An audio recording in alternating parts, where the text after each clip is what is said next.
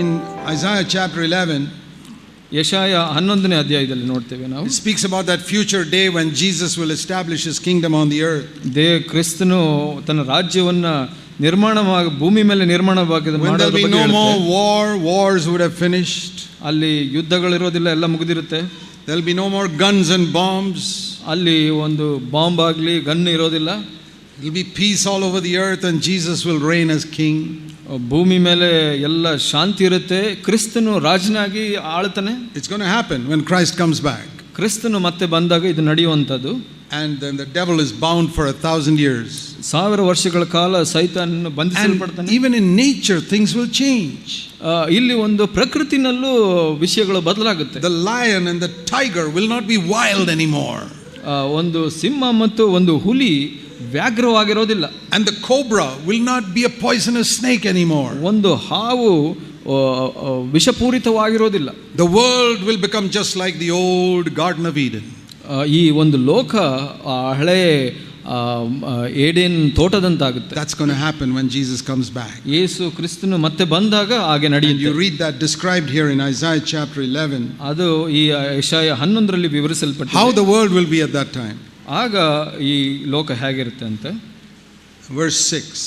6ನೇ ವಚನ ನೋಡಿ. The wolf will dwell with the lamb. ತೋಳವು ಕುರಿಯ ಸಂಗಡ ವಾಸಿಸುವುದು. Today they can't do that because the wolf will eat up the lamb. ಇವತ್ತು ಹಾಗೆ ಮಾಡೋದಿಲ್ಲ, ತೋಳ ಕುರಿಯನ್ನು ತಿಂದು ಬಿಡುತ್ತೆ. And then it says the leopard will lie down with that little kid goat. ಇಲ್ಲಿ ಹೇಳುತ್ತೆ ಚಿರತೆಯು ಮೇಕೆ ಮರಿಯೊಂದಿಗೆ ಮಲಗುವುದು. And the cow's little calf and the young lion are going to eat together. ಕರುವು ಪ್ರಾಯದ ಸಿಂಹವು ಪುಷ್ಟ ಪಶುವು ಒಟ್ಟಾಗಿರುವವು. What a wonderful world that will be. ಎಂತ ಒಳ್ಳೆ ಅದ್ಭುತವಾದ ಲೋಕ ನೋಡಿ. And who's going to be the leader of all this? ಇದಕ್ಕೆಲ್ಲ ಯಾರು ನಾಯಕರಾಗಿರ್ತಾರೆ? Verse 6. 6ನೇ ವಚನ. A little child will be the leader. ಇವುಗಳನ್ನು ಚಿಕ್ಕ ಮಗುವು ನಡೆಸುವುದು. Do you know that in the kingdom of God a little child is going to be the leader? ದೇವರ ರಾಜ್ಯದಲ್ಲಿ ಚಿಕ್ಕ ಮಕ್ಕಳು ನಾಯಕರಾಗಿರ್ತಾರೆ ಅಂತ ಗೊತ್ತಾ? That is the mark of the kingdom of heaven. ಆ ಒಂದು ಪರಲೋಕ ರಾಜ್ಯದ ಗುರುತು ಇದು. Leaders who are like little children. ನಾಯಕರು ಚಿಕ್ಕ ಮಗುವಿನಂತಿರೋರು. Not like little children who are foolish and stupid. That's not what I mean. ಬುದ್ಧಿ ಇಲ್ಲದೆ ಇರುವಂತ ಮೂರ್ಖ ಚಿಕ್ಕ ಮಕ್ಕಳಾಗಲ್ಲ. Not like little children who don't know which is the right hand and which is the left hand. ಚಿಕ್ಕ ಮಗಳು ಯಾವುದು ಬಲಗೈ ಎಡಗೈ ಅಂತ ಗೊತ್ತಿಲ್ಲದೆ ಇರೋರಲ್ಲ. But little children in humility and dependence on their father. In that area only. ಎಲ್ಲಿ ಚಿಕ್ಕ ಮಕ್ಕಳಾಗಿರ್ತಾರೆ ಅಂದರೆ ದೀನತ್ವ ಮತ್ತು ದೇವರಲ್ಲಿ ಅವಲಂಬಿತರಾಗಿರೋ ಕ್ಷೇತ್ರದಲ್ಲಿ. In our understanding we must not be like little children. ನಮ್ಮ ಒಂದು ತಿಳುವಳಿಕೆಯಲ್ಲಿ ನಾವು ಚಿಕ್ಕ ಮಕ್ಕಳಾಗಿರಬಾರದು. See what it says in 1 Corinthians 14.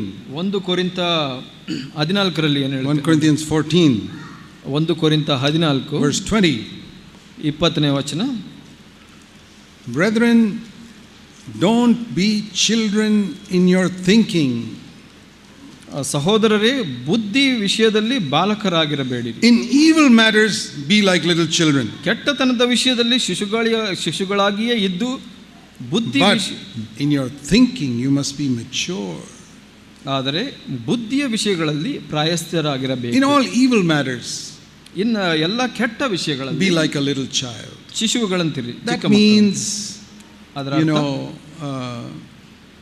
you take a child, a 1-year-old child, and put it in front of a pornographic site on the computer. ಒಂದು ಮಗುವನ್ನು ತಕೊಂಡು ಒಂದು ಅಶ್ಲೀಲ ಚಿತ್ರಗಳನ್ನು ತೋರಿಸೋ ಕಂಪ್ಯೂಟರ್ ಮುಂದೆ ಇಟ್ಟರೆ what will that 1-year-old child do? 1 ವರ್ಷದ ಮಗು ಏನು ಮಾಡುತ್ತೆ? Say, I'm not interested in all that. ಅದರಲ್ಲಿ ನನಗೇನು ಆಸಕ್ತಿ ಇಲ್ಲ ಅಂತ ಹೇಳುತ್ತೆ. Isn't that wonderful? ಅದು ಅದ್ಭುತವಾದದಲ್ಲ?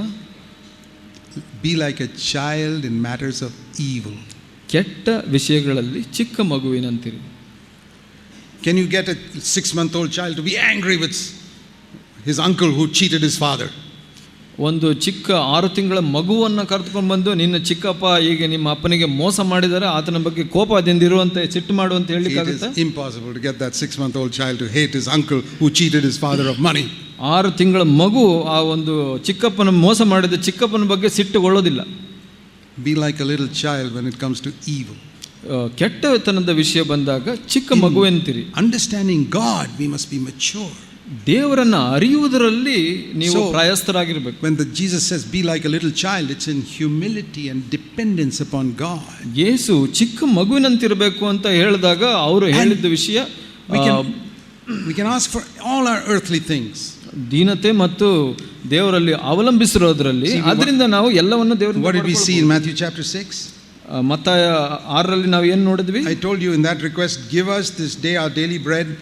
All our earthly needs are in that one sentence. ನಾನು ಹೇಳಿದೆ 6:11ರಲ್ಲಿ ನಮ್ಮ ಅನುದಿನದ ಆಹಾರವನ್ನು ಇವತ್ತು ನಮಗೆ ದಯಪಾಲಿಸು. ಅದರಲ್ಲಿ ಎಲ್ಲ ವಿಷಯ ಒಳಗೊಂಡಿದೆ. Food, ಹಣ, clothing, ಆಹಾರ, ಬಟ್ಟೆ, job, ಕೆಲಸ, house, ಮನೆ, children's education, ಮಕ್ಕಳ ವಿದ್ಯಾಭ್ಯಾಸ. because they need one day to get job, house. ಯಾಕೆಂದ್ರೆ ಒಂದು ದಿವಸ ಅವರಿಗೆ ಕೂಡ ಮನೆ ಮತ್ತು ಹಣದ so that they can get their daily food. ಯಾಕೆಂದ್ರೆ ಅವ್ರಿಗೂ ಪ್ರತಿದಿನದ ಆಹಾರ all ಬೇಕಿದೆ. this is in that one sentence. ಆ ಒಂದು ಪದದಲ್ಲಿ ಎಲ್ಲ ಇದೆ. But ಆದರೆ you must see the prayer that comes before that in Matthew 6:10. ಆದರೆ ಹಿಂದಿನ ವಚನವನ್ನು ನೋಡಿ 10ನೇ ವಚನದಲ್ಲಿ what is that? ಏನಿದೆ? Father, ತಂದೆಯೇ, thy will be done on earth as it is in heaven. ನಿನ್ನ ಚಿತ್ತವು ಪರಲೋಕದಲ್ಲಿ ನೆರವೇರುವ ಪ್ರಕಾರ ಭೂಲೋಕದಲ್ಲಿಯೂ ನೆರವೇರು. Connected to this request. ಈ ಒಂದು ಪ್ರಾರ್ಥನೆಗೆ ಅದು ಸಂಬಂಧ ಇದೆ. So I join those two together when I pray. ಆ ಎರಡನ್ನ ನಾನು ಪ್ರಾರ್ಥನೆ ಮಾಡುವಾಗ ಸೇರಿಸ್ತೀನಿ. I say, Father, ತಂದೆಯೇ, help me to earn my living so that I can do your will in my life on earth. ನನ್ನ ಜೀವಿತದ ಅವಶ್ಯಕತೆಗಳನ್ನು ಸಂಪಾದಿಸಿಕೆ ಸಹಾಯ ಮಾಡು. ಯಾಕೆ ಅಂದರೆ ನೀನು ಬಯಸಿದಂತೆ ನಾನು ಜೀವಿಸಬೇಕು. Give me a house to live in so that I can do your will on earth. ನನಗೆ ಮನೆ ಕೊಡು, ಯಾಕೆ ಅಂದರೆ ನಿನ್ನ ಇಚ್ಛೆಯನ್ನು ಪೂರೈಸಲಿಕ್ಕೆ ಈ ಲೋಕದಲ್ಲಿ. Help me to educate my children so that they can grow up to do your will on earth. ನನ್ನ ಮಕ್ಕಳಿಗೆ ವಿದ್ಯಾಭ್ಯಾಸ ಕೊಡಲಿಕ್ಕೆ ಸಹಾಯ ಮಾಡು, ಯಾಕೆ ಅಂದರೆ ಮುಂದೆ ಅವರು ನಿನ್ನ ಚಿತ್ತದ ಪ್ರಕಾರ ಜೀವಿಸಬೇಕು. Give me health so that I can do your will on earth. ನನಗೆ ಆರೋಗ್ಯ ಕೊಡು, ಯಾಕೆ ಅಂದರೆ ನಿನ್ನ ಚಿತ್ತದಂತೆ ನಾನು ಜೀವಿಸಬೇಕು ಈ ಲೋಕದಲ್ಲಿ. Give me every earthly need I have so that I can do your will on earth. ನನ್ನ ಈ ಇಹಲೋಕದ ಪ್ರತಿಯೊಂದು ಅವಶ್ಯಕತೆಗಳನ್ನು ಪೂರೈಸು, ಯಾಕೆ ಅಂದರೆ ನಿನ್ನ ಚಿತ್ತವನ್ನು ಪೂರೈಸು. Give my children every earthly need they have so that they can do your will on earth. ಕರ್ತನೇ, ನನ್ನ ಮಕ್ಕಳ ಪ್ರತಿಯೊಂದು ಅವಶ್ಯಕತೆಗಳನ್ನು ಪೂರೈಸು, ಯಾಕೆ ಅಂದರೆ ಅವರು ನಿನ್ನ ಚಿತ್ತದಂತೆ ಜೀವಿಸಬೇಕು. Join these two requests together, don't pray it independently. ಈ ಎರಡು ಪ್ರಾರ್ಥನೆಗಳನ್ನು ಪ್ರತ್ಯೇಕವಾಗಿ ಪ್ರಾರ್ಥಿಸಬೇಡಿ, ಎರಡನ್ನ ಸೇರಿಸಿ ಪ್ರಾರ್ಥಿಸಿ. Don't just say give us our daily food and earthly needs. ಬರೀ ನನಗೆ ನನ್ನ ಅವಶ್ಯಕತೆಗಳನ್ನು ಪೂರೈಸುವಂತ ಮಾತ್ರ ಪ್ರಾರ್ಥನೆ ಮಾಡಬೇಡಿ. Lord, thy will must be done on earth. ನಿನ್ನ ಚಿತ್ತ ಈ ಲೋಕದಲ್ಲಿ ನಡಿಬೇಕು. And for that give me food, clothing, healthing, everything. ಅದನ್ನ ನೆರವೇರಿಸಲಿಕ್ಕೆ ನನಗೆ ಆಹಾರ, ಮನೆ ಇದನ್ನ ಕೊಡು ಅಂತ. You start praying like that. ನೀವು ಹಾಗೆ ಪ್ರಾರ್ಥಿಸಲು ಪ್ರಾರಂಭಿಸಿದರೆ I can prophesy every single earthly need of you and your family will be met by God. ನಾನು ಪ್ರವಾದಿಸ್ತೇನೆ, ನಿಮ್ಮ ಜೀವಿತದ ಪ್ರತಿಯೊಂದು ಮನೆಯ ಅವಶ್ಯಕತೆಗಳು ಪೂರೈಸಲ್ಪಡುತ್ತೆ. I've been married 44 years and I have proved it in my life. ನಾನು ಮದುವೆಯಾಗಿ 44 ವರ್ಷಗಳ ಕಾಲ ಕೌಟುಂಬಿಕ ಜೀವಿತ ನಡೆಸಿದ್ದೀನಿ. ನಾನು ಅದನ್ನ ನೆರವೇರಿಸಿಕೊಂಡಿದ್ದೀನಿ. Never had to go to a man for my needs. ನಾನು ಯಾವ ಮನುಷ್ಯನ ಬಳಿ ಹೋಗಬೇಕಾಗಿಲ್ಲ ನನ್ನ ಅವಶ್ಯಕತೆಗಳಿಗೆ. Because I'm not an orphan. ನಾನು ಅನಾಥನಲ್ಲ. I've got a father. ನನಗೆ ಒಬ್ಬ ತಂದೆ ಇದೆ. You also got a father. ನಿಮಗೂ ಕೂಡ ತಂದೆ ಇದೆ. But if you want to do the will of God, ನೀವು ದೇವರ ಇಚ್ಛೆಯನ್ನು come to God like a child, ತಂದೆಯ ಬಳಿ ಚಿಕ್ಕ ಮಗುವಿನಂತೆ ಬಂದ್ರೆ, helpless, dependent on him, ನಿಶ್ಶಕ್ತವಾಗಿದ ದೇವರಲ್ಲಿ ಅವಲಂಬಿಸಿರುವಂತ ಮಗುವಾಗಿ, I tell you, God will give you wisdom for every spiritual responsibility and your earthly tasks. ನೀವು ಮಾಡುವಂತ ಪ್ರತಿಯೊಂದು ಇಹಲೋಕದ ಸಂಗತಿಯಲ್ಲಿ ನಿಮಗೆ ದೇವರು ಬೇಕಾಗಿರೋ ಜ್ಞಾನವನ್ನು ಕೊಡ್ತಾರೆ. He'll tell you how to be a good father, a good mother. ಅವರು ಕಲಿಸ್ಕೊಡ್ತಾರೆ ನೀವು ಹೇಗೆ ಒಳ್ಳೆ ತಂದೆ ತಾಯಿಯಾಗಿರಬೇಕು ಅಂತ. What a wonderful life we can live.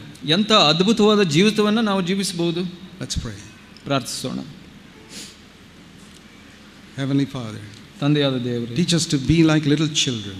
ಚಿಕ್ಕ ಮಗುವಿನಂತೆ ಇರಲಿಕ್ಕೆ ನಮಗೆ dependent on you, ನಿನ್ನಲ್ಲಿ ಅವಲಂಬಿತರಾಗಿ, humility, ದೀನತ್ವದಲ್ಲಿ. Get rid of all this proud, self-confident attitude we have. ಎಲ್ಲ ಅಹಂಕಾರ, ನಮ್ಮ ಸ್ವಭರವಸೆ ಮೇಲೆ ಆತ್ಕೊಳ್ಳದೆ ಇರೋ ಹಾಗೆ ಸಹಾಯ ಮಾಡಿ. Where we secretly think we are smarter than everybody else. ನಾವು ಅನ್ಕೊಳ್ಳೋದು ಬೇರೆಯವ್ರಿಗಿಂತ ನಾವು ಉತ್ತಮರು ಅಂತ ಅನ್ಕೊಳ್ಳೋದನ್ನ ಕಾಪಾಡು. Help us to be converted and become like little children. ನಾವು ಚಿಕ್ಕ ಮಕ್ಕಳಾಗಿ ಪರಿವರ್ತನೆ ಆಗಲಿಕ್ಕೆ ನಮಗೆ ಸಹಾಯ ಮಾಡಿ. So that we can be really wise.